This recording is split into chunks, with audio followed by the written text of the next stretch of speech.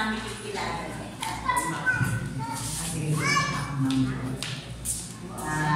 Natula ko po, masaya ko po. Pag po paretang artist din ako, may babalik yung pasibayo. At least po itang panamdam, alam ko, laking panamdam, kayabe mo na, tapos amin mong pasibayo, yabe mong pasibayo, at na po kasaya, aliwait panamdam, kaya katamong puso.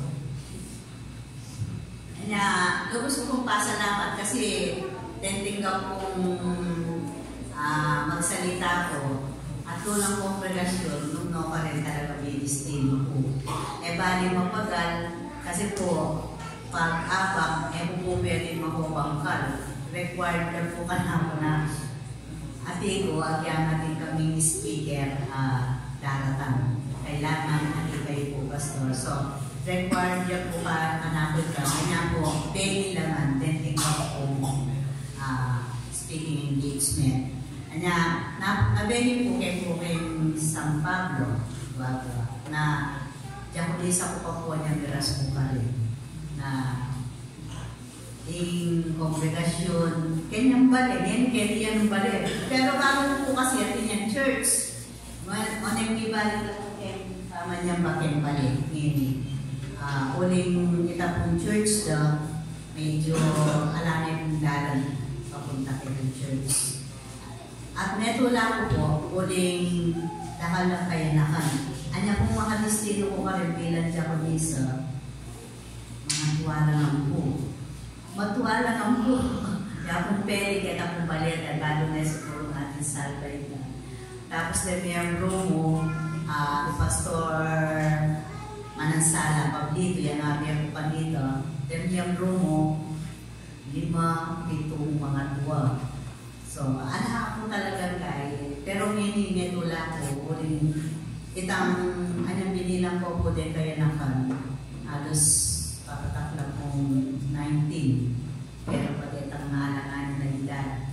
So, sabi ko, madagol niya yung pag-asa na ni San Pablo. Basta tuloy-tuloy yung ministeryo. At lalo, madagol yung pag-asa na ni magsiselahin na po. Kadakada na kaya kayong anak, ang mga Latinas. Kanitang sabi ko, kaya anak pa po rin yun. Kasi ilang maling pag-asa na yung local church. Maria pabiyayin nga po, kaya katamungan. Kaya tamagat ka po. Masali yung tema tayo. Maganda po ang tema natin ngayong Pasko. Pagpapahayag ng pagkakansa sa katawan ni Kristo. So, ang tema po ito ay sinundan ng siyam na gabi. At maganda po ngayon dahil may nakahandang mga sermon. Gumawa kami ng 9 person kami, 9 pastor na gumawa ng isang sermon at kinumpay yun. At yun ang ginagamit namin gabi-gabi. Kapag lay preacher ang aming imbitado, ibibigay namin sa kanya. Siya na bahala kung i-edit pa niya yun. Kung mayroon siyang gusto gagawas. Kaya napakaganda po ngayon ng ating simbang gabi. Dahil may temang talagang pagkakaisa sa katawan ni Kristo. Sabi nga, ilang tulog na lang, sabi ng ilang tulog na lamang at Pasko na, at marami sa akin ang naghahanda. Diba ba yung kanta nila? May lechon din. Kaya, yun talaga ang ginagawa natin. Dahil ang Pasko ay ito ang panahon na ginagawa ang mga pagtitipon para sa mga reunion na kung saan ang bawat miyembro ng pamilya ay nagsasama-sama upang lalong papagtibayin ang kanilang mga ugnayan. Ang mga magkakaibigan na matagal na di nakikita ay muling magtitipon upang sariwain ang pagkakaibigan. Ang mga grupo at mga klase ay nag-o-organize ng mga parties. Ang mga iglesia at ang mga kongregasyon ay nagdaraos ng mga pananambahan at fellowship. Ito yung ginagawa nating paghahanda. Ang mga gawa nito ay nagpapakita ng tunay na kapahayagan sa magandang ugnayan at nagbibigkis sa bawat isa sa araw ng Pasko. Malinaw na ang kapanganakan ng ating Panginoong Jesucristo, ang ating manunubos, ay hinudyat ng bituin. At ito ang naging ilaw at inspirasyon na nagpaningas sa mga pantas upang maglakbay patungo sa silangan sa Pungol. Ang madalas nating sabihin ay 3 mago o pantas lamang ang naglakbay patungong Bethlehem. Pero ang sabi ng kasulatan, mga ilang pantas. Ibig sabihin, hindi lamang sila 3. Sila ay marami. Sabi nga ng mga komentaryo na sila ay umabot ng 100. Dahil sa panahon na iyon, ay mapanganib ang maglakbay kung kayo'y iilan lamang o maliit na grupo lamang. Di po ba kasi disyerto ang lalakbayan mo at nakasakay lang kayo sa mga kamelyo, di po ba? Kaya napakahirap. Kaya di po ba yung tinulungan ng Samaritano, yung muntik na pinatay ng mga tulisan, dahil siya lang mag-isa naglalakbay, kaya yun, hinolda at muntik ng patayin. Kaya napakahirap. Kaya sinasabi nila na hindi lamang sila 3, kundi marami sila na naglalakbay, nagkakaisa upang pumunta sa Bethlehem. Karaniwan, sinasabi natin, 3 pantas, di po ba? 3 hari, 3 wise men, 3 kings. Ito ang pagkakakilala natin sa 3 dumalaw na may dalang regalo sa ating Panginoong Yesus. Na sa panahon na yon, siya ay nasa bahay na at hindi po kimbalian na po kisabsaban yung kaya katangang kino Yesus. At dahil sa matagal na paglalakbay na kanilang ginawa, ang batang si Jesus ay inabot na sa edad na 2 taon. Ene po musmus. Anya po anyang balita ng Herodes, hindi po ba? Kaya papatay na ladeng anak 2 years old pababa. Kasi isipan daw 2 years old de kanita Jesus anyang datang ladeng pantas o de at lumari o de at lumago. Ang 3 mago ay buhat sa labas ng Judea. Sila ay mga kinikilala at nire-respetong mga tao. Sa kalaunan ng 3 mago ay nakilala sa kanilang mga pangalan na Melchor, Gaspar at Baltasar at ang kanilang pinagmulan. Si Melchor ay mula sa Persia, si Gaspar ay mula sa India, si Baltasar ay mula sa Arabia. Ang Biblia ay nagsasaad na ang 3 mago ay nagmula sa silangan. At ang Western Church tradition ay nagsasabi na sila ay mga hari sa kanilang mga bansa. Si Melchor, hari ng Persia, si Gaspar, hari ng India, at Baltasar ay hari ng Arabia. Ang pagkakaisa at pananalig ng 3 mago ang siyang nagbigay ng malakas na puwersa sa iba pang mga kasama nila upang lakbayin ang libu-libong milya para lamang mabisita ang sanggol na isinilang ang manunubos. Hindi naging hadlang sa kanila ang kanilang pagkakaiba-iba. Ang katayuan sa buhay, sila ay naglakbay ng may isang layunin, ang makita ang Kristo na isinilang para sa kaligtasan ng sanlibutan. Di po ba, paglalakbay, tayo, hindi na tayo malayong lalakbay. Hindi na malayong lalakbay, kaya lakarin, ilang minuto lang ang simbahan. Di po ba, ang simbahan. Ang mga magong ito o ang 3 hari ay nagbigay ng panahon at oras kasama pa ng iba para lamang mapuntahan ang isinilang na Kristo. tayo, ang mga simbahan, ay itinayo ng Diyos upang doon natin ma-meet ang Kristo o ang Panginoon, na dapat sana ay bigyan din natin ng oras at panahon sa ating buhay, na huwag tayong mapagod, huwag tayong matakot, dahil may layunin tayo na makatagpo ang Diyos sa loob ng simbahan. Ang ating pananampalataya sa ating Panginoong Jesucristo ay ang puwersang hahawak sa atin upang tayo'y mabuhay ng may pagkakaisa. Di po ba? Marami ngayong mga iglesia ang nagkakawatak-watak. Dahil sa loob ng iglesia, hindi lamang isang prinsipyo, kaisipan ang mayroon. Di po ba? Kung ilan tayong personalidad sa isang iglesia, maraming prinsipyo nakapaloob dyan at kaisipan.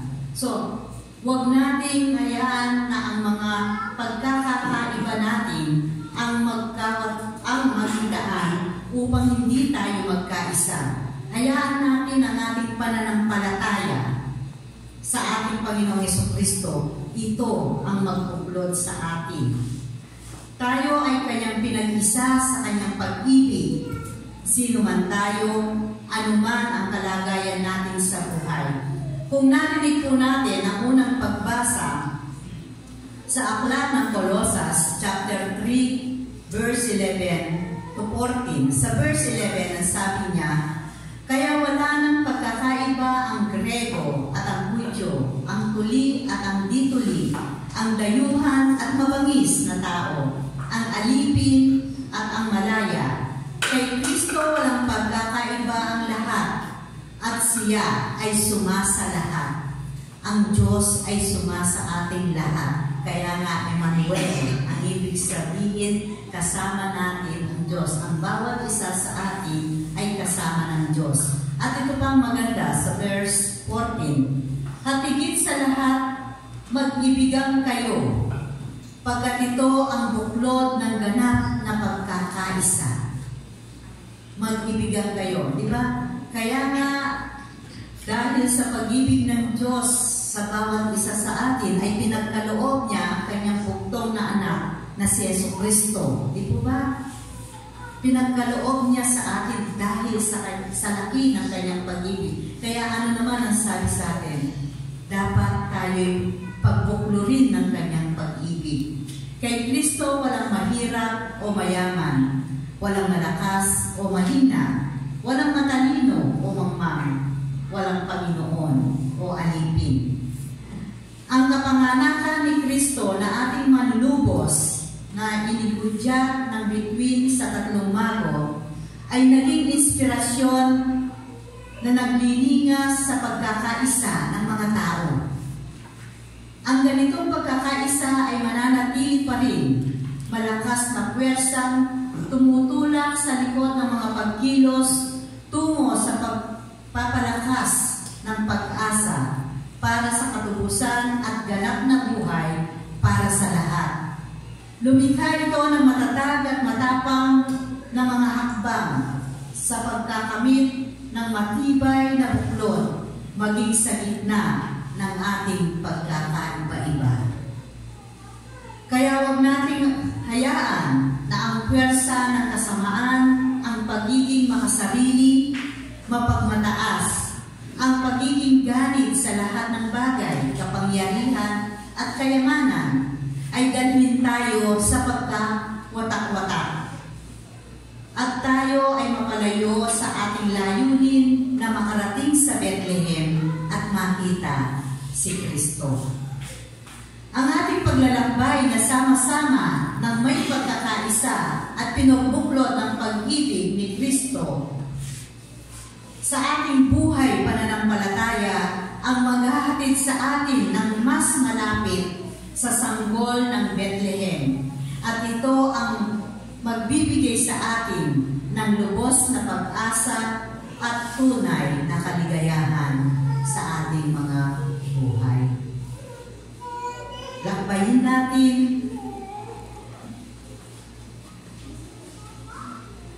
tayo maglakbay. Maglakbay bilang isang iglesia ng may pagkakaisa At sa ating paglalakbay, ang pag-ibig ang magiging taglaw natin at buklod upang lalo natin marating ang layunin na tayo ay maging ganap na tagapaglingkod ni Kristo, ang manunubos, ang Kristo na isinilang sa sabsaban, ang Kristo na ibinigay sa atin ng Diyos na tatanglaw sa ating mga buhay at magbibigay ng ganap na kalakasan at tagumpay. Maligayang Pasko po sa ating lahat. Sana magningning ang ating Pasko at tunay na magliwanag ang ating buhay pananampalataya sa ating Panginoong Jesucristo. Sa ngalan ng Ama, ng Anak, at ng Banal na Espiritu Santo. Amen.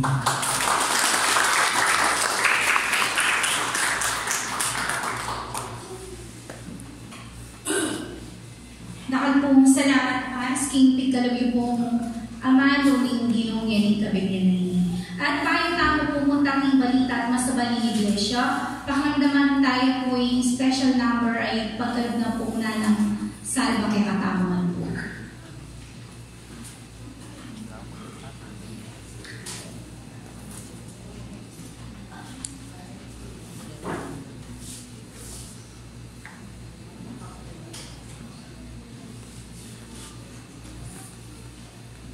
Overwhelm po ni akaki sa kayong kanta.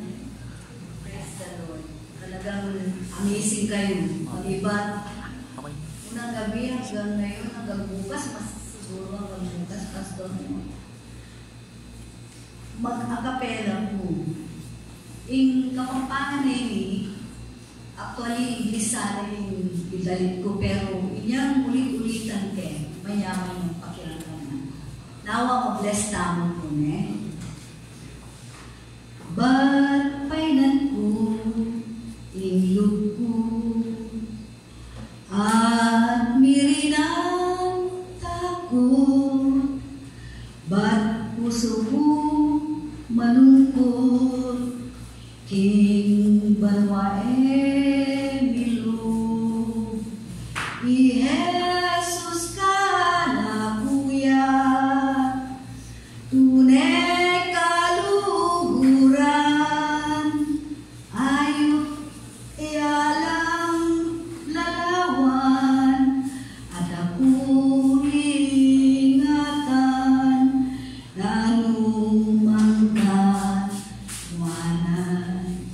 dalit upin king saya lubos kung timawa bila ko na ing sumpa ing kapun ka ladwa eka mali ngas-ngas nganing kaya nga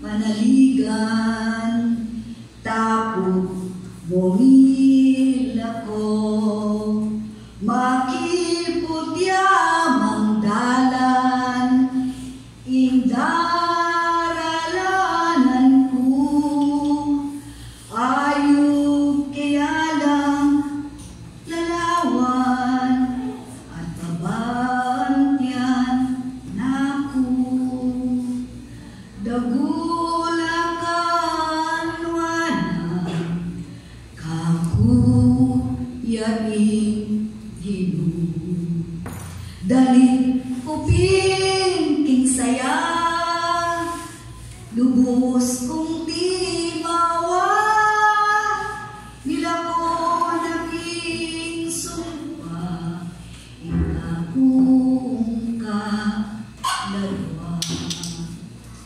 kapilan man matukso king lulamit takpan malungkot yang dalit ko alam kapanayan kaya agad lumapit ko tanggap katimawan tumula na impyek ko